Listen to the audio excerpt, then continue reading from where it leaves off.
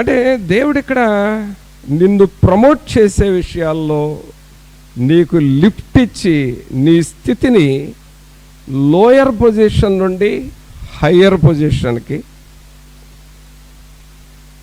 Higher పొజిషన్లో నుండి higher అథారిటీలోనికి నిన్ను తీసుకువెళ్ళేది ఎవరంటే యెహోవా దేవుడు. ఆయన నీకు లిఫ్ట్, ఆయన నీకు ప్రమోటర్గా ఉంటూ ఉన్నాడు. ఒక లిఫ్టర్గా, ఒక ప్రమోటర్గా ఉంటూ ఉన్నాడు మన జీవితాల్లో. తర్వాత 3వ లైన్ చూడండి, నీతిమంతులను ప్రేమించువాడు.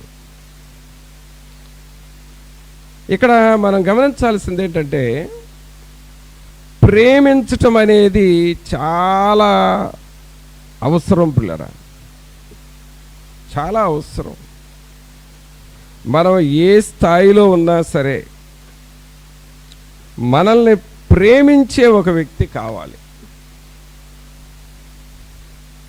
నీకు మంచి ఇల్లు ఉండొచ్చు, బాగా డబ్బు ఉండొచ్చు, మంచిగా నువ్వు వెల్ సెటిల్డ్ లైఫ్ అయి ఉండొచ్చు, కానీ నిన్ను ప్రేమించి నిన్ను ప్రేమతో పలకరించే వాళ్ళు లేకపోతే నీవు డ్రైనెస్ ఉంటుంది నీ మనసులో, ఎండిపోయినట్లుగా.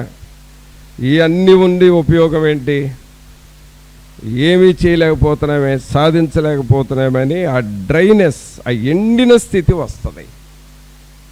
అంటే అక్కడ ఆస్తులు ముఖ్యం కాదు, లేక నీ అంతస్తులు ముఖ్యం కాదు, కానీ నిన్ను ప్రేమించి నీకు ప్రేమగా మాట్లాడి, నేనున్నాను నీకు సహాయంగా, నేనున్నాను ఎప్పుడు పిలిచినా పలుకుతాను అని ప్రేమించే ఒక వ్యక్తి నీకు లేకపోతే నీ జీవితంలో చాలా కొరత, అలాగే ఏదో పోగొట్టుకున్నట్టుగా నీ జీవితము అసహనంగా మారిపోద్ది. అందువలన ప్రతి మనిషిని, ప్రతి కుటుంబాన్ని ప్రేమించేవాళ్ళు ఒకళ్ళకి కావాలి. ఇంకా ఎక్కువ మంది ఉంటే ఇంకా మంచిది. మేమున్నాము నువ్వు భయపడొద్దు అని మనకు ప్రేమగా మాట్లాడేవాళ్ళు ఉంటే ఇంకా మంచిది. కాబట్టి ప్రేమించువాడు, ఇక్కడ దేవుడు మనల్ని ప్రేమించువాడుగా ఉంటూ ఉన్నాడు. అన్ని సమయాలలో, అన్ని పరిస్థితులలో మనల్ని ప్రేమించువాడుగా ఉన్నాడు. మనకు ఎలాంటి కొరతలున్నా, ఎలాంటి స్తబ్దముగా మనం ఉంటున్నా, డ్రైనెస్ని మనం అనుభవిస్తున్నా, ప్రభు అంటున్నాడు, నేనున్నాను, నీకు తోడుగా ఉంటాను, నేను నీకు సహాయం చేస్తాను. ఇదిగో ఇప్పుడు నువ్వు ఈ అవసరతలు ఉన్నావు కదా, నీ అవసరత నేను తీరుస్తాను. ఇదిగో ఈ విషయంలో భయపడుతున్నావు కదా, భయపడద్దు, నేనున్నాను, నేను నిన్ను ప్రేమిస్తున్నా అని సపోర్ట్ ఇస్తా ఉన్నాడు. అలాంటి వారు ప్రతి మనిషికి కావాలి. లేడీకైనా, జెంట్స్కైనా, పిల్లలకైనా, పెద్దోళ్ళకైనా, అలాగే వృద్ధులకైనా, విధవరాండ్రకైనా, లేక తల్లిదండ్రులు లేని పిల్లలకైనా నిన్ను ప్రేమించేవారు ఒకరు కావాలి. అది ఒక ప్రధానమైన పాత్ర. ఆ ప్రధానమైన పాత్ర ఇక్కడ దేవుడే నిర్వహిస్తున్నాడు. ఆయన మనల్ని ప్రేమించువాడు. తర్వాత లైన్లో మనం చూస్తే పరదేశులను కాపాడువాడు. పరదేశులను కాపాడువాడు. ఈ పరదేశులు అనగానే వాళ్ళు లోన్లీ ఫీలింగ్ ఉంటుంది. నాకెవరు లేరు, నాకు తెలిసిన వాళ్ళు లేరు, నాకు సపోర్ట్గా ఉండేవాళ్ళు ఎవరు లేరు, ఆ లోన్లీ ఫీలింగ్ ఉంటుంది. తర్వాత వీళ్ళలో ఎక్కువగా ఆ న్యూనతాభావం ఉంటుంది. మనకెవరు సపోర్ట్ లేరే, మనకెవరికి ఆదరించేవాళ్ళు లేరు అని చెప్పి ఇన్ఫీరియారిటీ కాంప్లెక్స్ అంటాం దీన్ని.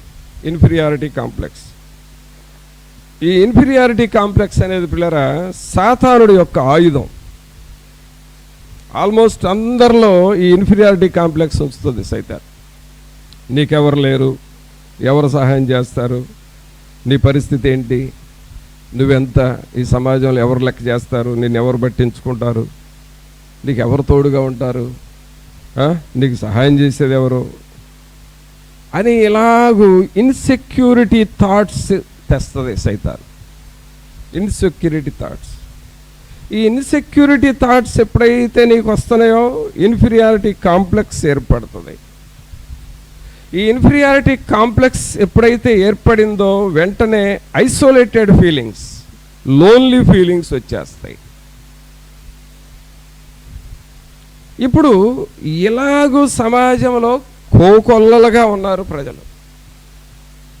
ఇప్పుడు వారికి దేవుడు ఏమంటున్నాడంటే, యెహోవా పరదేశులను కాపాడువాడు.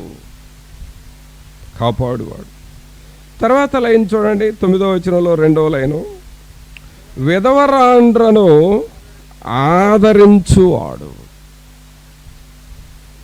దేవునికి ఉన్న ఒక గొప్ప విషయం ఏంటంటే, విధవరాండ్రను ఆదరించే దేవుడు. ఆల్మోస్ట్ ఒక స్త్రీని భర్త పట్టించుకుంటాడు, భర్త ఆ స్త్రీ విషయమై శ్రద్ధ తీసుకుంటాడు. ఒకవేళ భర్త లేకపోతే, లేక భార్య లేకపోయినా వారి విషయమై శ్రద్ధ తీసుకునేది ఎవరంటే దేవుడే. ఆల్మోస్ట్ ఆల్ ద టైమింగ్స్ వీళ్ళకి ఇన్సెక్యూరిటీ ఫీలింగ్స్ ఉండొచ్చు, లోన్లీ ఫీలింగ్స్ ఉండొచ్చు, అలాగే కొన్నిసార్లు భయాలు ఉండొచ్చు లోపల.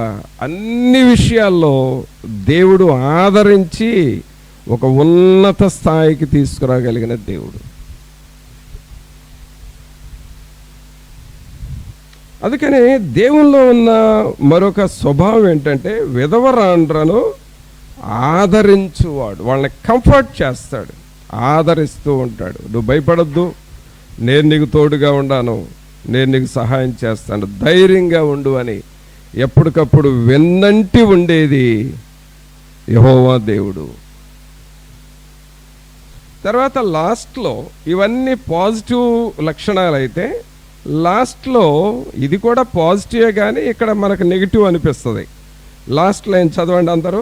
భక్తిహీనుల మార్గమును ఆయన వంకర మార్గముగా వాళ్ళలో ఉందే భక్తిహీనత. ఆ భక్తిహీనులు చేసే పనులను ఏది చేయనివుడు, దానిని వంకర తిప్పేస్తాడు. అది దేవుడు చేసే లక్షణం. ప్రభునంతులారా, ఇందాక నేను ఒక సైన్స్ రిపోర్టర్ మ్యాగజైన్ గురించి చెప్పాను.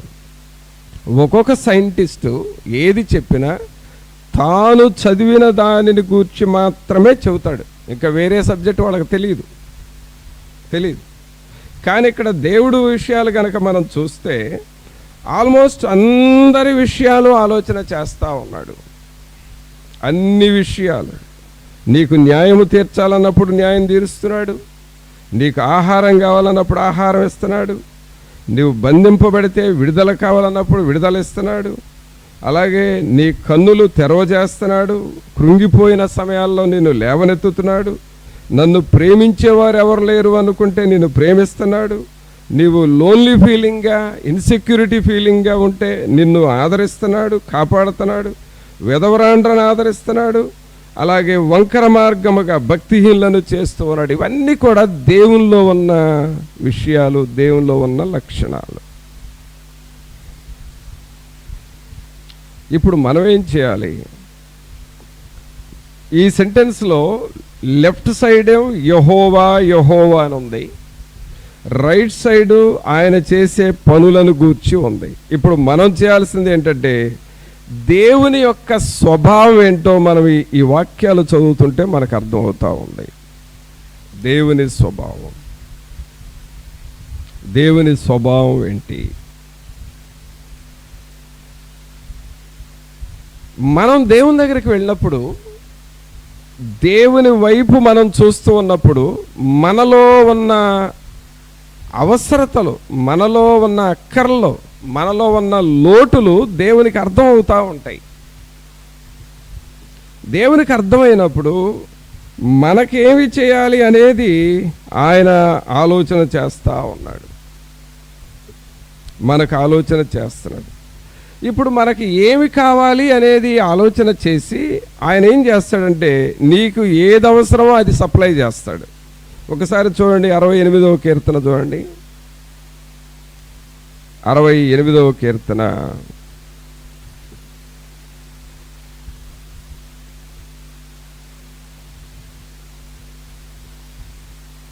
68వ కీర్తన 5వ వచనం చూడండి. 5 తన పరిశుద్ధాలయమందుండు దేవుడు చదవయా తండ్రి లేని వారికి తండ్రియు విధవరాండ్రకు న్యాయకర్తయునై ఉన్నాడు. దేవుడు ఏకాంగులను సంసారులుగా చేయువాడు. ఆయన బంధింపబడిన వారిని విడిపించి వారిని వర్ధిల్లజేయువాడు. విశ్వాసఘాతకులు నిర్జల దేశమందు నివసించుదురు. ఇక్కడ కూడా దేవుని లక్షణాలే ఉన్నాయి. 8వ వచనం 9వ వచనంలో చూస్తే ఇక్కడ కూడా దేవుని లక్షణాలే ఉన్నాయి. ఇప్పుడు మనం చదువుకున్న 146, 7, 8, 9 దేవుని లక్షణాలే.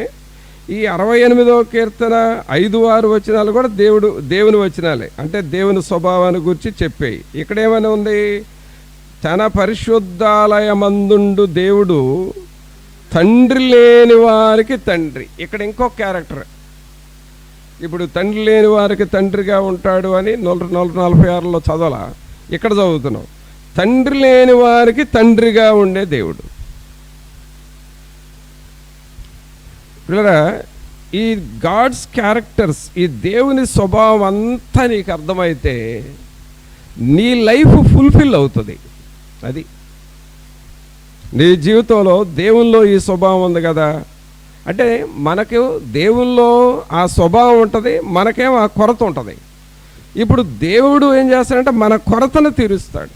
ఇక్కడ ఏమని చదువుతున్నావు, తండ్రి లేని వారికి తండ్రియు. మనం పాట పాడతాం, నా తల్లియు నీవే నా తండ్రియు నీవే, నా తల్లి తండ్రి నీవే యేసయ్యా,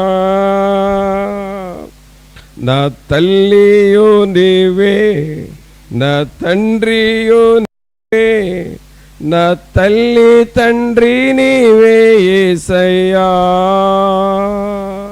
కాబట్టి ఆయన నీకు ఏది అంటే ఏ కొరతలో ఉన్నావో అక్కడికి వచ్చి నీకు సహాయం చేసే దేవుడు. ఇక్కడ ఏమని చదువుతున్నావు, తండ్రి లేని వారికి తండ్రియు, తర్వాత విధవరాండ్రకు న్యాయకర్తయనై ఉన్నాడు. దేవుడు ఏకాంగులను సంసారులుగా చేయువాడు.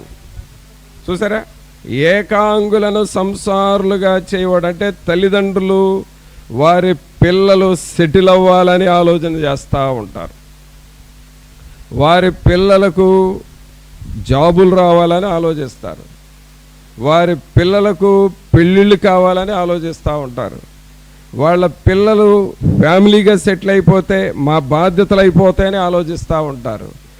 దేవుడు ఆ ఒంటరిగా ఉంటున్న అమ్మాయి కానీ అబ్బాయి కానీ ఆ ఏకాంగులను సంసారులుగా చేయవాడు, అనగా వారికి మ్యారేజ్లు చేసి వారి కుటుంబ జీవితాల్లో ప్రవేశించేటట్లుగా చేసి వారి విషయమై శ్రద్ధ తీసుకునే దేవుడు మన దేవుడు. ఎవరిని వదిలిపెట్టాడండి. ఒకవేళ మనం అనుకోవచ్చు నా సంగతి ఆయన మర్చిపోయాడేమో అని. ఆయన నిన్ను మర్చిపోలేదు. నీకు మర్చిపోయినట్లుగా ఉంటుంది, ఎందుకంటే ఆలస్యమైందని. ఆలస్యమైంది అని అంటే దేవుడు శ్రేష్టమైనది దాచిపెట్టాడని అర్థం. అర్థమైందా? కాబట్టి ఇక్కడ మనం చదువుతున్నాం, తండ్రి లేని వారికి తండ్రియు విధవరాండ్రకు న్యాయకర్తనై ఉన్నాడు. దేవుడు ఏకాంగులను సంసారులుగా చేయువాడు. ఆయన బంధింపబడిన వారిని విడిపించి వారిని వర్ధిల్లజేయువాడు. ఆమేన్. ఒక్కసారి చప్పట్లు కొట్టండి. ఆయన లక్షణం ఏంటంటే మనల్ని వర్ధిల్లజేయువాడు. God will prosper you. ఆయన నిన్ను వర్ధిల్లునట్లుగా చేస్తాడు. ఏ విషయంలోనైనా సరే నీ పనిని వర్ధిల్లునట్లుగా చేస్తాడు. నీ కుటుంబాన్ని వర్ధిల్లునట్లుగా చేస్తాడు. నీ భవిష్యత్తును వర్ధిల్లునట్లుగా చేస్తాడు. ఆయన క్యారెక్టర్ ఏంటంటే నిన్ను వర్ధిల్లునట్లుగా చేయువాడు. అసలు దేవుని స్వభావం అండి. మనుషులు అందరూ వర్ధిల్లాలనే దేవుని ఉద్దేశం. అందుకని అసలు దేవుని స్వభావం బైబిల్ మొదట్లోనే మనం చూడొచ్చు. ఒకసారి చూద్దామా? ఆదికాండము 1 అధ్యాయం. ఆదికాండం 1 అధ్యాయము 28వ వచనంలో ఇంకా చక్కగా ఉంది. దేవుడు వారిని ఆశీర్వదించెను, ఎట్లనగా మీరు ఫలించి అభివృద్ధి పొంది విస్తరించి భూమిని నిండించి దానిని లోపరుచుకొనుడి. చూసారా? దేవుని స్వభావం అండి ఇది. ఏమంటున్నాడు? మీరు ఫలించండి, 2 అభివృద్ధి పొందండి, 3 విస్తరించండి, భూమిని నింపండి, దానిని లోపరుచుకోండి. 5 బ్లెస్సింగ్స్, 5-fold బ్లెస్సింగ్స్ అంటాం వీటిని. 5-fold blessings. ఈ 5-fold బ్లెస్సింగ్స్ ఏంటి? ఫలించండి, అభివృద్ధి పొందండి, విస్తరించండి, నింపండి, లోపరుచుకోనండి. 5-fold blessings. ఇది ఆదికాండం 1 అధ్యాయంలోనే చెప్పాడు దేవుడు. ఇవన్నీ ఎందుకు ప్రభు మనకి జ్ఞాపకం చేస్తున్నాడంటే పిల్లరా, ఫస్ట్ మనం దేవునిని అర్థం చేసుకోవటం కోసం ఆయన గుణాలేంటో నీకు అర్థం, ఆయన గుణం ఏంటో నీకు అర్థమైతే ఆయన వెంబడించడంలో ఇక నువ్వు వెనకబడవు.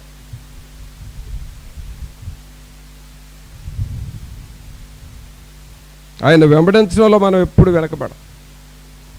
ఇక్కడ మన దగ్గరికి ప్రేయర్కి వచ్చేది ఇంతకుముందు సహోదరి, చాలా సంవత్సరాల క్రితం మ్యారేజ్ అయింది. దాదాపు 8-9 ఇయర్స్ ఏమో మ్యారేజ్ అయింది. తనకు సరే మ్యారేజ్ వరకు నాకు తెలీదు. మ్యారేజ్ అయిన తర్వాత పిల్లలు లేరు అని పిల్లల కోసం నా దగ్గరికి ప్రార్థనకు రావడం జరిగింది. అలా గర్భఫలం రావట్లేదు, అన్ని టెస్టులు చేయించుకున్నాను, రకరకాల డాక్టర్లు నాకు చెకప్ చేసి అంటే సంతానం పుట్టడానికి కావలసిన లక్షణాలు మీలో లేవు, కాబట్టి మీకు ఎన్నడూ పిల్లలు పుట్టరు అని డిక్లేర్ చేసేసారంట డాక్టర్స్. ఆ రిపోర్టు వచ్చిన తర్వాత ఒక రకమైన దిగులు వచ్చి అప్పుడు నా దగ్గరకు ప్రేయర్కి వచ్చారు. చాలా బాధగా భార్యాభర్తలు ఇద్దరు వచ్చారు. ఏంటమ్మా అంటే, అన్న మాకు పిల్లలు పుట్టరని డిక్లేర్ చేసేసారు, మేము స్కానింగ్లు చేయించాం, రిపోర్ట్స్ తీసుకున్నాం, రకరకాల డాక్టర్లు, గైనకాలజిస్టులు, మంచి స్పెషలిస్టుల దగ్గరికి వెళ్ళాం, వాళ్ళు ఎడ్యుకేటర్ పర్సన్స్, మంచి డాక్టర్ల దగ్గర చూయించుకున్నాం, ఎక్కడా వీలు కాదన్నారు. కాబట్టి ఏం చేయాలో మాకు అర్థం కాక మీ దగ్గరకు ప్రార్థన చేయించుకోవడానికి వచ్చామన్నారు. డాక్టర్స్ చెప్పారా పిల్లలు పుట్టరని చెప్పారా అని అంటే, పుట్టరని చెప్పేశారు, డిక్లేర్ చేసేసారు అన్నారు. మరి ఇప్పుడు ఏం చేయమంటారు నన్ను అన్నాను. మీరు ప్రార్థన చేయడనా, మాకు అయితే చాలా బాధగా ఉంది అని. ప్రియరా, నేను ప్రార్థన చేసేవాళ్ళ కోసం చేస్తా వస్తున్నాను. ఒకసారి కాదు, 2 సార్లు కాదు, ఫ్రీక్వెంట్గా, అకేషనల్గా వాళ్ళు కలిసినప్పుడల్లా వారి కొరకు ప్రార్థన చేసి ఇప్పుడు ఆల్మోస్ట్ 8 ఇయర్స్ అయి ఉండొచ్చు వాళ్ళది మ్యారేజ్ అయ్యి. తర్వాత రీసెంట్గా కూడా మన దగ్గరికి ఇప్పుడు ఇక్కడ ప్రార్థనకు కూడా రెగ్యులర్గా వచ్చారు వాళ్ళు. వాళ్ళ కొరకు ప్రార్థన చేసిన తర్వాత డాక్టర్స్ అయితే ఇంపాసిబుల్ అని చెప్పారు. నేను ఒకటే చెప్పాను, డాక్టర్స్ ఇంపాసిబుల్ అన్నారు కాబట్టి నేను యేసు నామములో ఇట్ ఈజ్ పాసిబుల్ అని చెప్పా. ఇంకంతే. కొన్నిసార్లు డాక్టర్స్ చెప్పిన రిజల్ట్ వాళ్ళకి చెప్తారు, వాళ్ళు స్కానింగ్లు తీసి చెప్పేవాళ్ళు. వాళ్ళకంటే మనం గొప్పవాళ్ళం అని కాదు, మన దేవుడు గొప్పవాడు, మన దేవుడు గొప్పవాడు. అదే చెప్పాను, వాళ్ళు ఇంపాసిబుల్ అన్నారు కాబట్టి యేసు నామములో అది పాసిబుల్ అవుతుంది, మీకు తప్పకుండా దేవుడు పిల్లల్ని ఇస్తాడు చూడండి అన్నాను. అలాగే ప్రార్థన చేస్తా చేస్తా చేస్తా ఉన్నాను. తర్వాత ఇప్పుడు మనకి 2024లో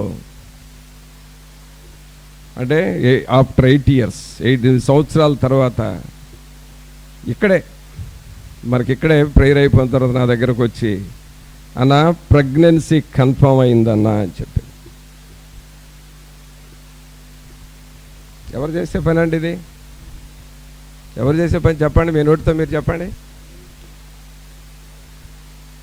అసాధ్యమైనది ఏమున్నది, అసాధ్యమైనది ఏమున్నది, అసాధ్యమైనది ఏమున్నది, అసాధ్యమైనది ఏమున్నది. ప్రార్థన చేస్తూ ఉన్నాను. ప్రతి నెల ప్రార్థన చేశాను. First month, second month, third month ప్రతి నెల వచ్చి చేయించుకుంది. ఈ నెల 1వ తారీఖు తను డెలివరీ అయింది. ఏంటనుకుంటున్నారు? అబ్బాయి. నేను వెళ్ళి ప్రార్థన చేసి ఆ తల్లికి పిల్లోడికి ప్రార్థన చేసి, ఇప్పుడేమంటావు, దేవుడు చేశాడు కదా అని అంటే, అవునన్నా దేవుడు చేశాడు నా జీవితంలో. డాక్టర్స్ ఏమన్నారు? ఇంపాసిబుల్ అన్నారు. దేవుడు ఏమన్నాడు? పాసిబుల్ అన్నాడు. 1వ తారీఖు ప్రేయర్ చేసి వచ్చా. ప్రస్తుతానికి డెలివరీ అయ్యి ఆ పిల్లోడుని చూసుకుంటా, అందుకని ఇప్పుడు ప్రేయర్కి రాలి. అంతే, ఒక నెల కూడా కాల. ఇంకా పిల్లరా, దేవునిలో ఉన్నదేంటో నీకు అర్థమైతే నువ్వెప్పుడు వెనక్కి పోలేవిక, ఎన్నడూ వెనక్కి తిరగలేవు.